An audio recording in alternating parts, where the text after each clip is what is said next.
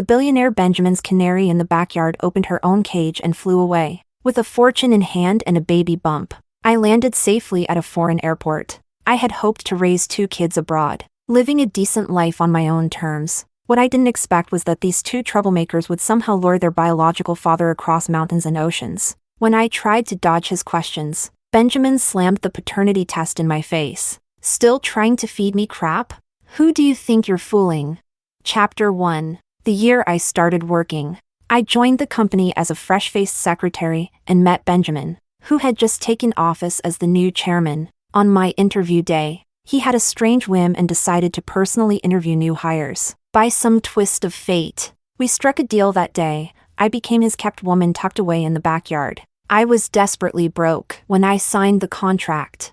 I only had 45 yuan left in my pocket. Even the cheapest motel cost 50 a night. So I moved into his backyard and stayed for 4 whole years. We practically spent those 4 years burning the midnight oil. His stamina was so overwhelming it once scared me. I kept wondering, before this ox drops dead from exhaustion, would my field be ruined first? Over 4 years of nightly battles, we developed an unmatched rhythm and understanding. We got so in sync that we forgot the roles we were supposed to play, he, the patron, and I, the bird in the cage. We ignored the terms of our original agreement. Sometimes, he would vent to me through gritted teeth about some scheming, backstabbing shareholder trying to trip him up at work. Other times, I'd mess with him, giving him little tests just to be petty. He didn't like obedient little bunny types, nor was he fond of cunning, rebellious vixens. I happened to fall somewhere in between and ticked every box on his list. That low-key,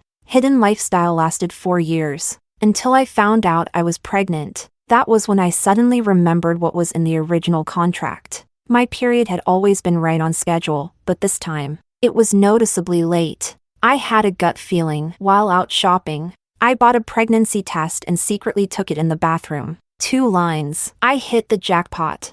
I carefully wrapped the test stick in tissue and threw it in the trash. Before I even pulled my pants back up, I'd already made a decision. I needed to start planning my escape. Our contract had clearly stated, if a pregnancy occurs, the child must be terminated. But this tiny life had come to me as if guided by fate. I couldn't bring myself to let it go. My parents passed away early. I had longed for a family bond, someone related to me by blood. My phone rang. On the screen, Ben, half-dressed. I grabbed the phone with one hand and hit answer. Hello? A weary voice came through. I'm flying abroad for a week. Plane leaves this afternoon. I won't be home tonight. I knew why he sounded frustrated. That morning, I had sent him a photo, me wearing a new battle outfit, a low-cut, backless silk nightgown. It was a birthday gift from him that I had planned to put into action that very evening. What about your clothes and toiletries? Not coming back to get them? I've got spares for business trips at the office. I'll make do. I kept my tone calm. Take care then. Travel safe. Just before the call ended, I called out his name without thinking. Benjamin. Yeah. What is it? Nothing. Just had a dream. What kind of dream?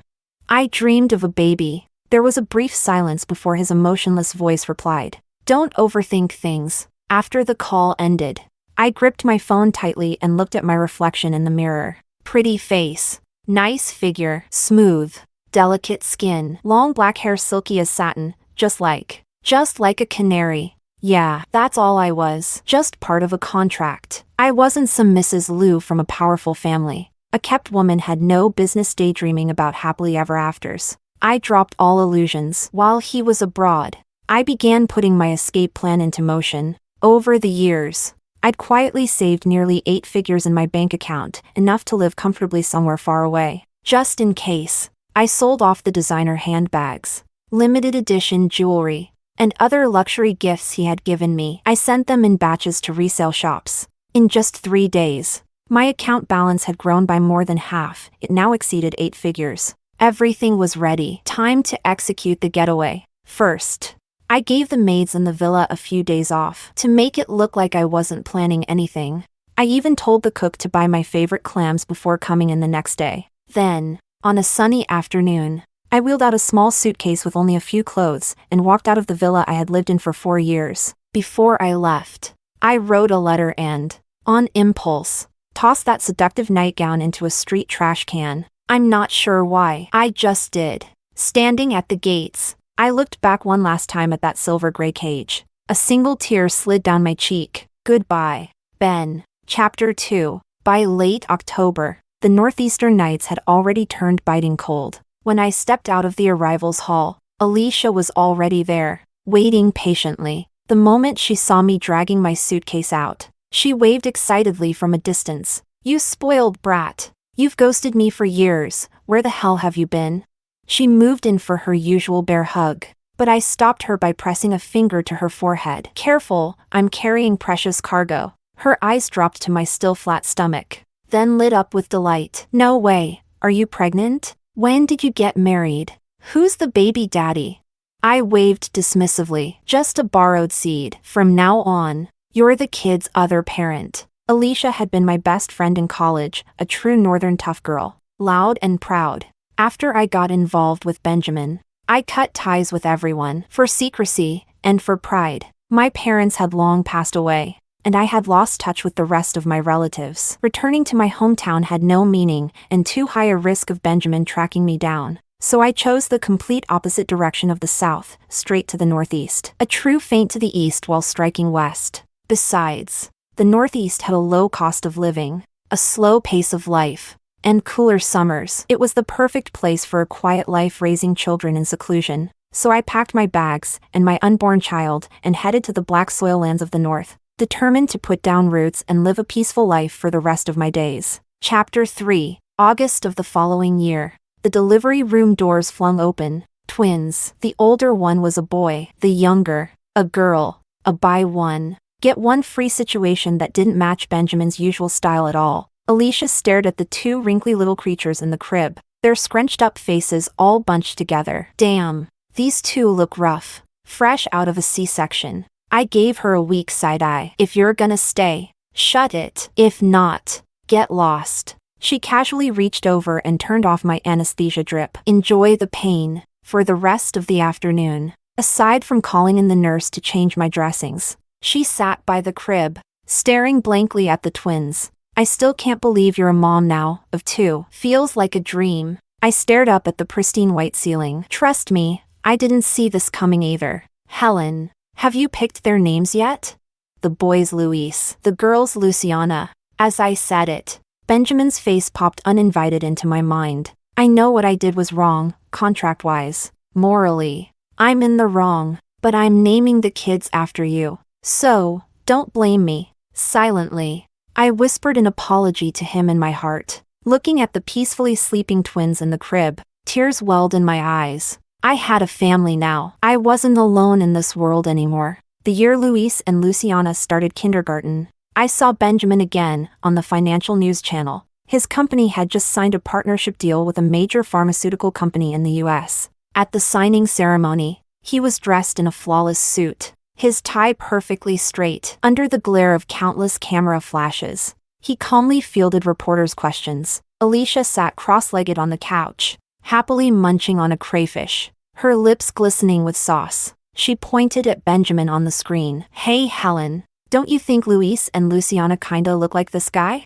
My eye twitched violently. Really? Didn't notice. Alicia dropped the subject and went back to wrestling with her crayfish. To her, crustaceans were way more interesting than Benjamin. The TV interview wrapped up. Benjamin gave the reporters a polite wave. Suddenly, my chest tightened. I felt like all the blood had drained from my heart, only to be refilled with shock and disbelief. On his wrist, just below a luxury Vacheron Constantine watch I had helped him pick out, was a cheap beaded bracelet, the kind you find at roadside stalls. The contrast was jarring, cheap trinket versus high-end timepiece. That bracelet, I made it myself. During our second year together, a handmade good luck charm. When I gave it to him, he barely glanced at it before tossing the box into a drawer with an indifferent expression. But now it was on his wrist. Right there, front and center, at a major public event. Didn't he once say it looked childish, like something out of a kid's dress-up game? Then what the hell is this? Liar. Chapter 4. When the twins turned 5. I opened a small handmade cupcake shop near their kindergarten.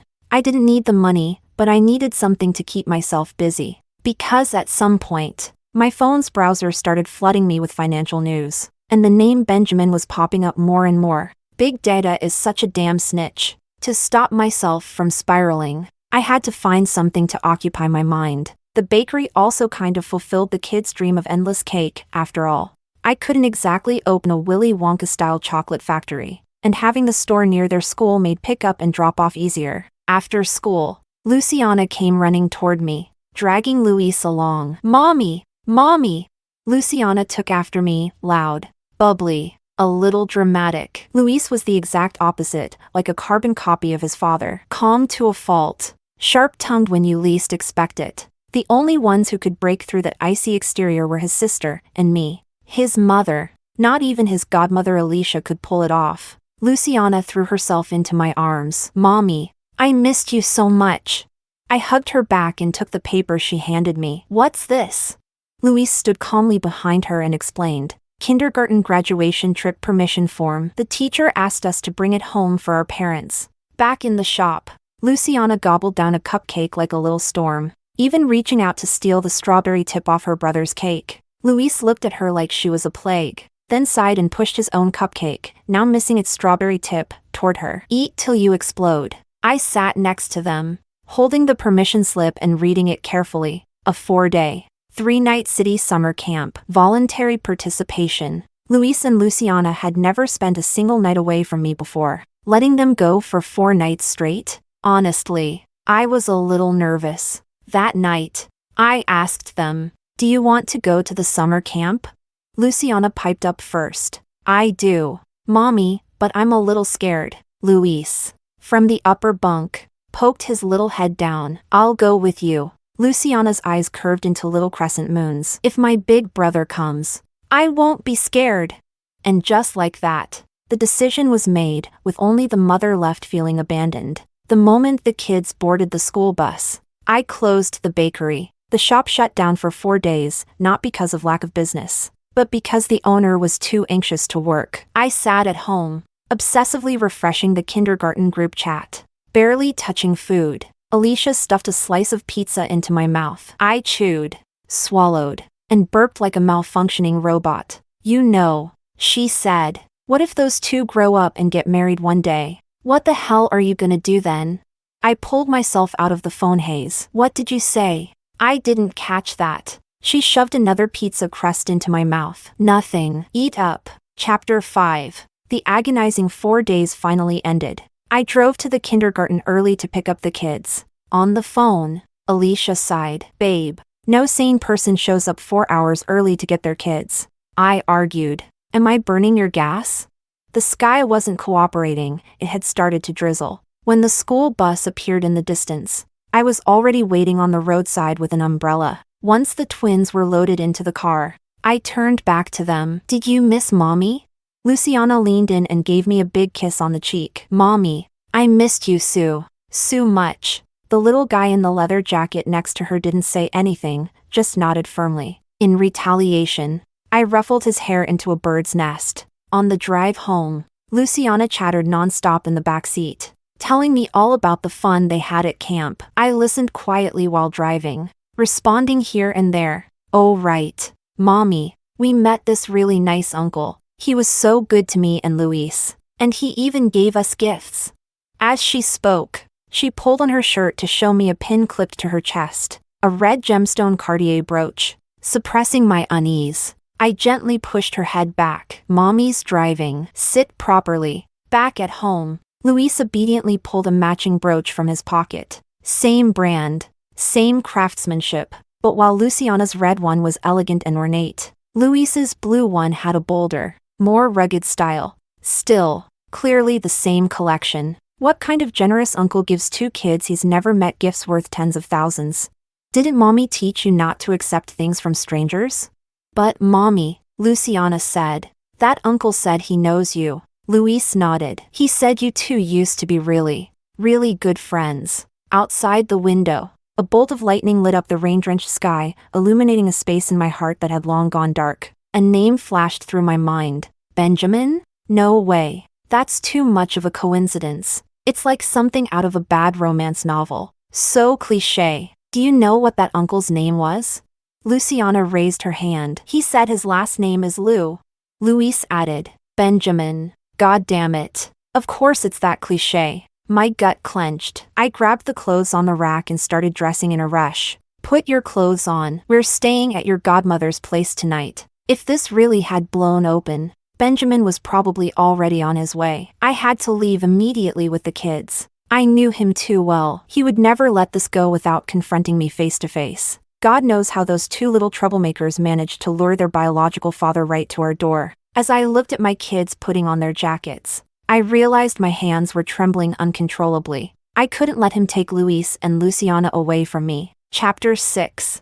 I quickly gathered some daily essentials, grabbed a bag, and took the kids by the hand, ready to leave. But the moment I opened the door, there he was, Benjamin, standing right outside, dressed in a gray suit, looking worn and disheveled. He'd lost some weight, and his stubble was thick, like he hadn't shaved in days. His shoulders and hair were damp, clearly. He'd followed us through the rain without an umbrella. His face was so stormy, I thought it might actually start dripping water. If resentment had a physical force, I swear, I could shove a steel rod in his mouth and he'd grind it to dust with pure rage. Luciana clung to my leg, delighted. Oh, it's the uncle.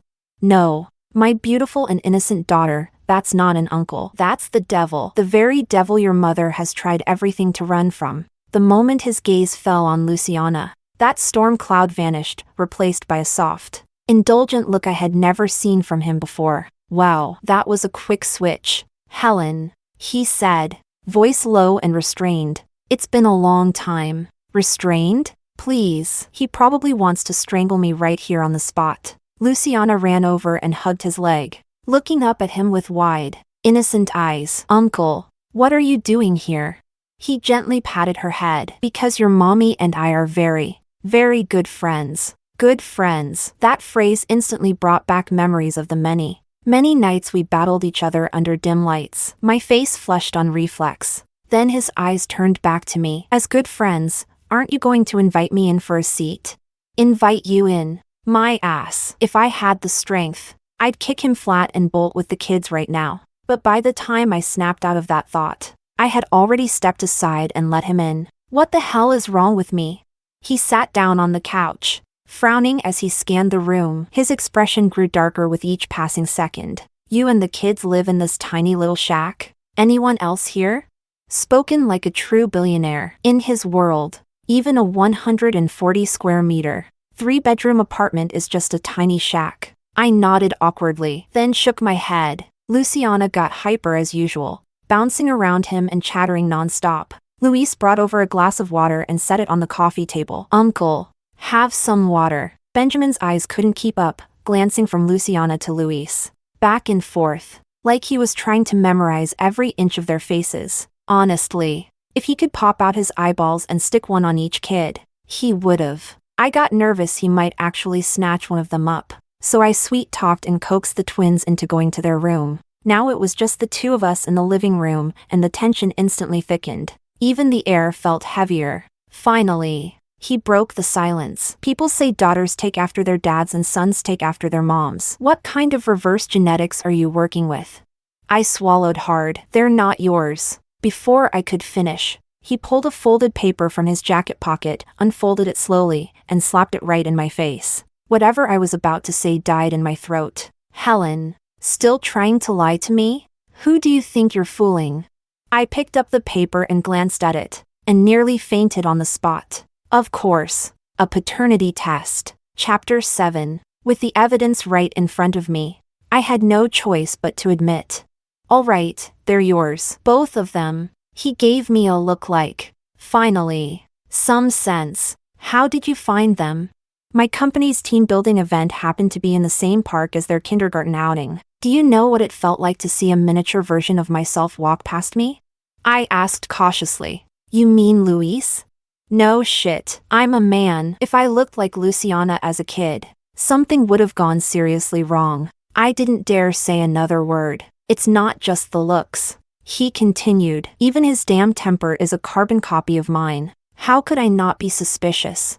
So you took them for a paternity test? I wasn't sure at first, but then I asked their names. One's Luis, the other's Luciana. Their mom? Helen. At first, I thought it was just fate that tied me to these two kids. Turns out, it wasn't just fate, it was blood. He grabbed my shoulders, eyes blazing like he could devour me whole. Helen, how dare you?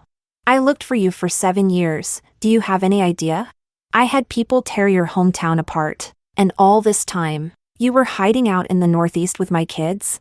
I tried to shake him off, but his hands clamped down like steel. Mr. Liu, you're hurting me. He stared at me, eyes burning. Come back with me. I struggled harder. Back? Back to what? So you can keep me hidden again? So I can be your kept woman in a gilded cage? Mr. Liu, we had a contract. It clearly said either party could terminate it at any time if circumstances changed. We're not tied to each other anymore. Our families aren't equal. Yours would never allow you to marry a nobody like me, especially not one you used to keep in secret. He was starting to get flustered now. Helen, don't you think you're being unfair? You kept me in the dark for years. I just found out 2 days ago that I have kids this old. How could you think that's okay?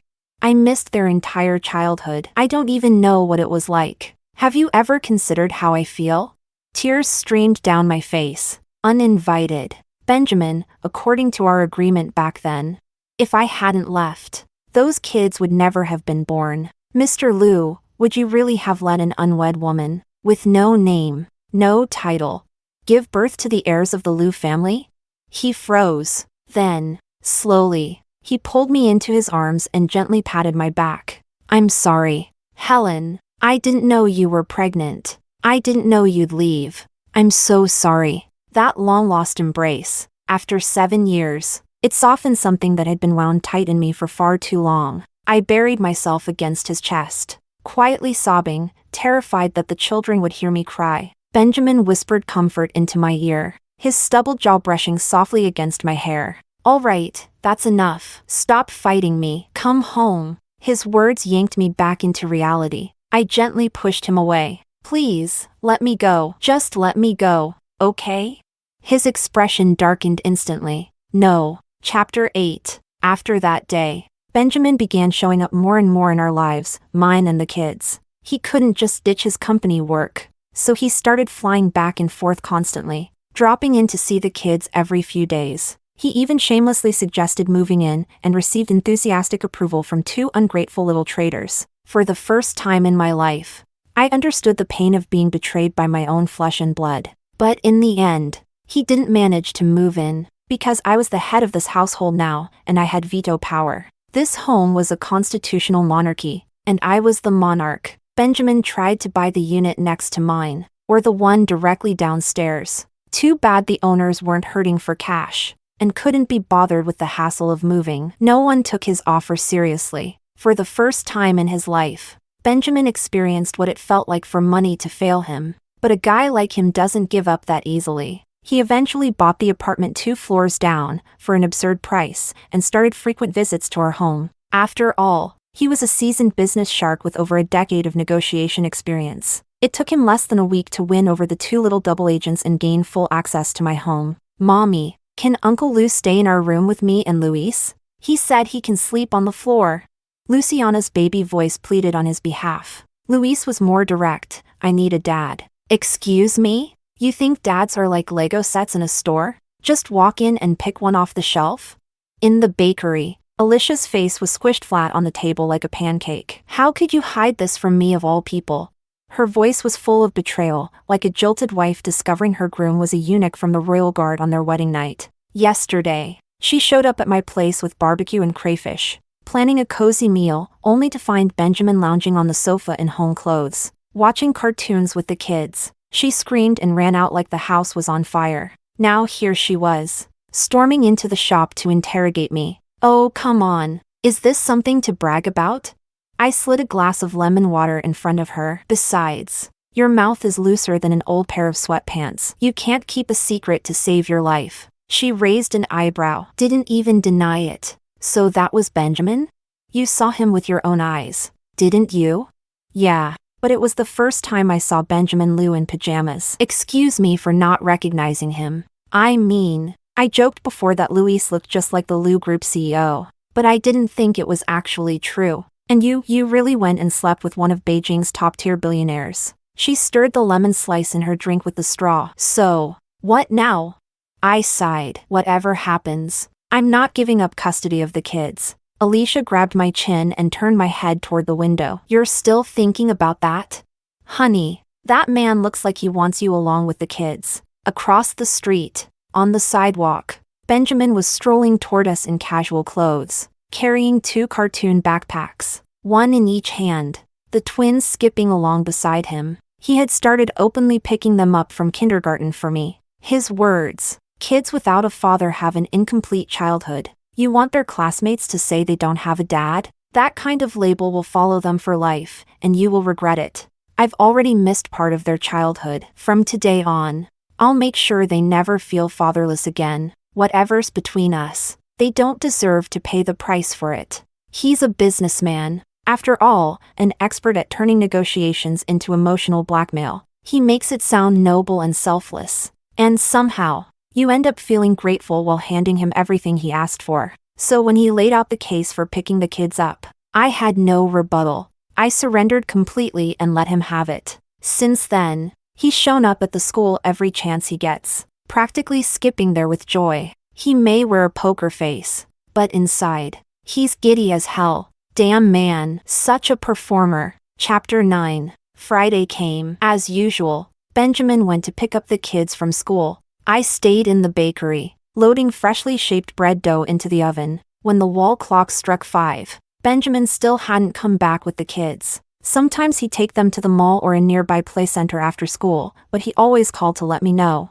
Today, nothing. No call, no text, no kids. I pulled out my phone and dialed him. It rang for a long time before he finally picked up. Where the hell did you take them this time? Why aren't you back yet? Benjamin's voice sounded uneasy. Helen, don't panic. Just listen. Cold dread surged through me like a wave of ice water. My limbs went numb. What happened? I asked, my voice shaking. He stammered, for the first time ever. Helen, just let me explain. Quit stalling. Benjamin, just fucking tell me, what happened to the kids? I lost them. It felt like the blood in my body froze solid. My ears buzzed. My knees almost gave out. I bit down on my lip, hard, trying to stay conscious. Where did you lose them? At the park, at the playground. I didn't wait for the rest. I hung up and bolted. Didn't even bother locking the shop. I sped through red lights like a maniac, flying through intersections. By the time I reached South Lake Park, Alicia was already there, standing at the gate with Benjamin. When I got out, he avoided my eyes. I called the local branch office to send help. I also called the police and the neighborhood patrol. They're all out searching. I forced myself to stay calm. Where haven't you looked yet?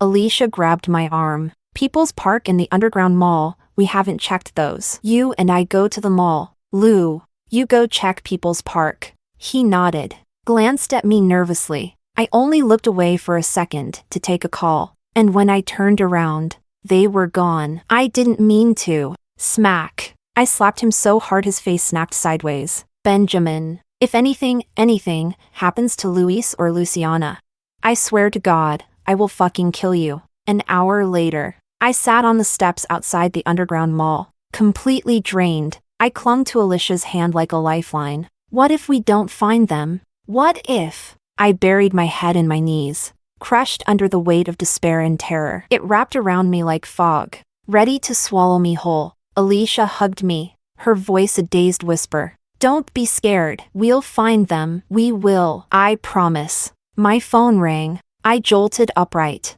fumbling for it. A landline number I didn't recognize. Hello? A man's voice on the other end. Is this Helen? Yes. I am. This is the police station. Your kids were just found by their dad. Come down here right away. My heart jumped into my throat. What happened? Why are they at the police station?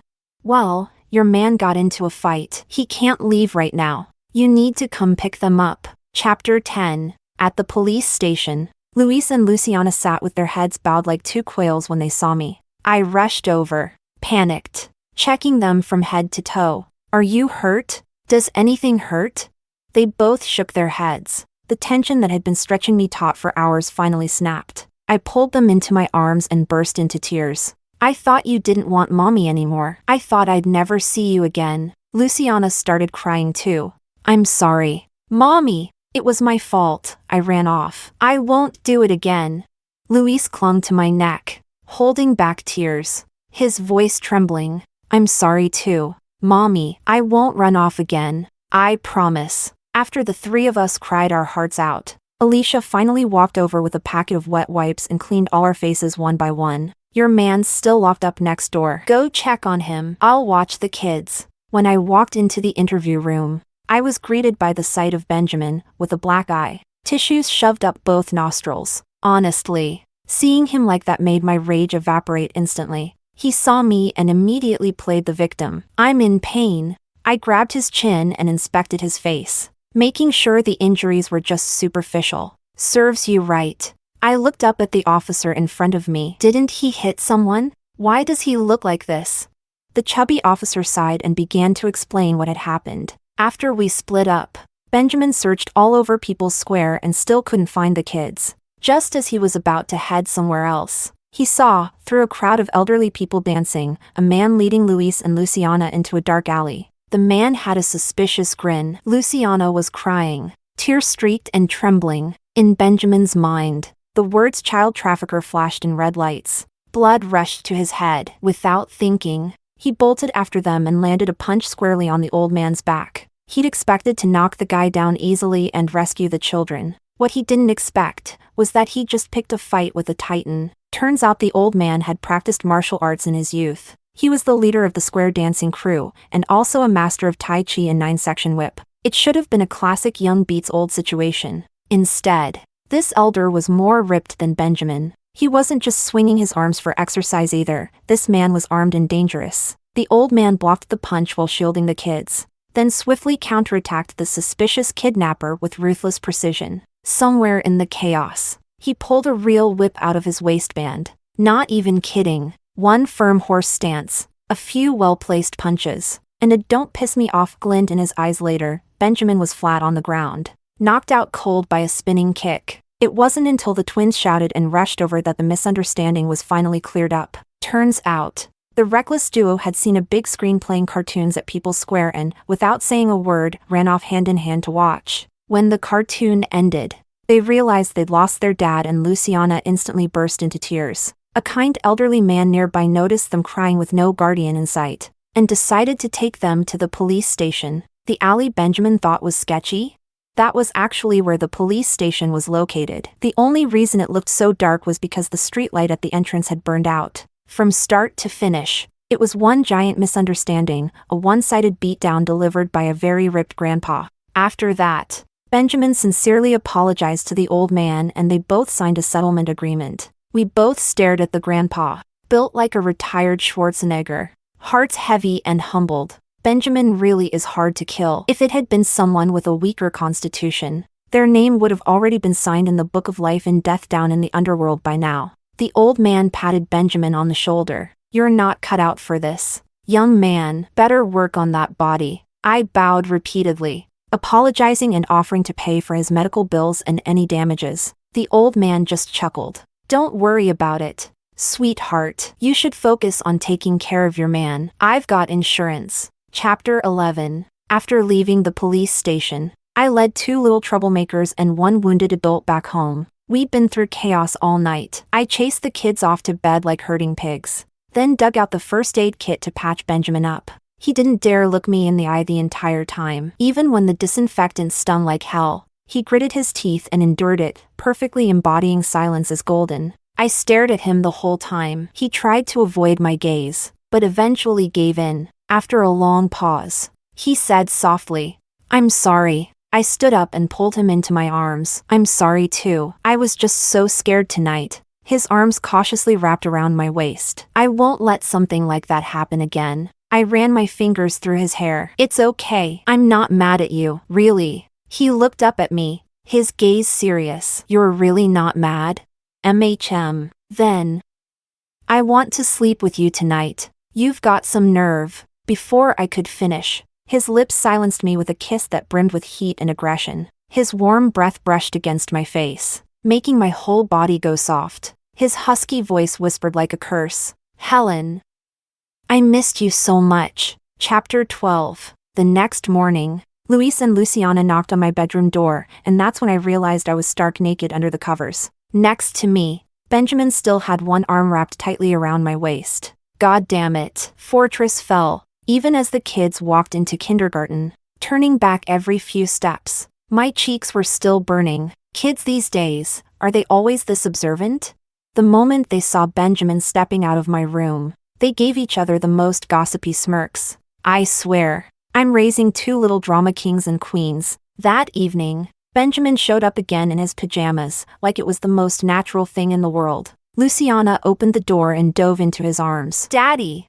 He fist-bumped Luis, then let Luciana cling to him like a sloth. After what happened last night, he was now fully official, with household access privileges. The kids had apparently drawn their own conclusions from mommy sharing a room with that man, and without hesitation, embraced their biological father. The only person who hadn't adjusted was me. It all felt like a dream, a powerful Beijing tycoon choosing me. Despite everything, sure, we shared 2 kids, but rich families had no issue keeping the kids and ditching the mother. This wasn't a fairy tale romance. I was well aware of that, so I went back to kicking Benjamin out every night, forcing him to sleep in his own apartment. I thought Alicia would have my back. Turns out, even that thick-browed traitor defected. Benjamin had gained a lot of respect for Alicia after seeing how calm and capable she was during the missing child panic. With one wave of his hand, Alicia was fired from the cosmetic company where she worked. Before she could even complain about the cruelty of the elite, 2 men in black suits whisked her into a car. Next thing she knew, she was standing in front of the Lu Corporation's Northeast branch for its cosmetic division, with a cardboard box still in her arms. They took her to the general manager's office. She was the general manager, and just like that, she became Benjamin's most loyal advocate, nagging me every other day to get back with him. Helen, you've got to understand, I'm doing this for you. Bullshit. I jabbed right through her weak excuse like popping a soggy balloon. She just grinned sheepishly. What can I say? Your man makes it very worth it. Turns out, there's no such thing as pure friendship between women. That night, I was cooking dinner when Benjamin ghosted his way into the kitchen. He wrapped his arms around me from behind, resting his head on my shoulder. His breath tickled my neck. So, what's for dinner? I swatted him off. Go grab some bowls. Time to eat. He spun around and snapped his fingers. Like magic, the 2 little traitors ran into the kitchen, one holding bowls, the other clutching chopsticks. He stuck his head out the doorway and called, "Son, take your sister to wash up. Dinner time." Then, out of nowhere, he slipped a hand right down the front of my shirt and gave a firm squeeze. Did these get bigger? Is this a second puberty? My heart nearly exploded. I wanted to slice off his hand with a kitchen knife. Get out. Chapter 13. That night, after reading Peter Pan to the kids, Benjamin tucked them in, said goodnight, turned off the lights, and closed their door. I sat on the sofa, watching the unconscious smile tugging at the corners of his lips. "What are you staring at?" he asked. I got up and headed for the bedroom. "Nothing. You should go home and get some rest." Suddenly, he pulled me into an embrace from behind and bit down on my earlobe. My body went weak instantly. By the time I realized what was happening, he was already carrying me bridal style into the bedroom. He tossed me onto the bed like a starved wolf descending on its prey. I tried to push him away with all my strength, but all I could feel was his breath growing heavier and closer. "Get off, are you crazy?" I shouted. Struggling beneath him, he growled against my neck like a hungry predator. "Helen, I miss you." Here we go again. A shiver ran down my spine. I twisted beneath him, trying to resist. "Benjamin, calm down." I reached for his hands and accidentally grabbed something hard on his wrist. We both froze. He looked down, and so did I, at the bracelet on his wrist, the one strung with onyx and bodhi seeds. If I hadn't touched it, I might have forgotten it ever existed. "Didn't you say this thing looked childish? Like some toy a kid would wear?" "So what's this now?" "Back then, when you were still with me, I was scared of breaking it, so I didn't wear it. But after you ran, it was the only thing I had that you'd made with your own hands. There was nothing else, so I started wearing it all the time. It felt like you were still by my side. And now? Maybe it really did bring me luck. Not only did it bring you back, it gave me 2 children too. He looked at me with eyes full of quiet devastation. So now, will you still have me? Tears slid from the corners of my eyes as I wrapped my arms tightly around his neck. His hands gently traced the curve of my back. Helen, will you marry me? I didn't speak. I just nodded. Hard. The next second, his fingers slipped behind my back, and with a soft snap, unclasped my bra through the fabric of my nightgown. No backing out now. You said yes, so I'm staying tonight. Damn rogue. Chapter 14. The next morning, Benjamin moved me and the kids back into his home. First thing he did? Dragged me straight to the Civil Affairs Bureau to get our marriage certificate before I had a chance to change my mind. What surprised me was that not a single soul from the Liu family objected to the marriage. His parents had died young. He'd clawed his way to the top, taking over the Liu empire from a pack of circling relatives. Now, he was the Liu family. No one dared say a word. Luis got a game room and a bedroom with a starry sky ceiling. Luciana got her own walk-in closet and a princess suite. At the wedding, when Luis, dressed sharp in a little tuxedo, and Luciana, beaming in her poofy princess dress, took my hands and placed them in Benjamin's, Alicia sat in the audience bawling her eyes out. That night, after putting the kids to bed like seasoned pros, Benjamin and I walked out of their room in perfect sync. He scooped me up and carried me back to the master bedroom. A deep, passionate kiss stole my breath away. He held me tight like he'd never let go again. Helen, after all these years, how are you going to make it up to me? I gave him a soft peck on the lips. What kind of compensation are you looking for? His grin turned wicked. He opened the nearby wardrobe and pulled out a slinky, low-cut, backless silk nightgown, the exact same model as the one I'd thrown away years ago. Babe, time to make good on your promise.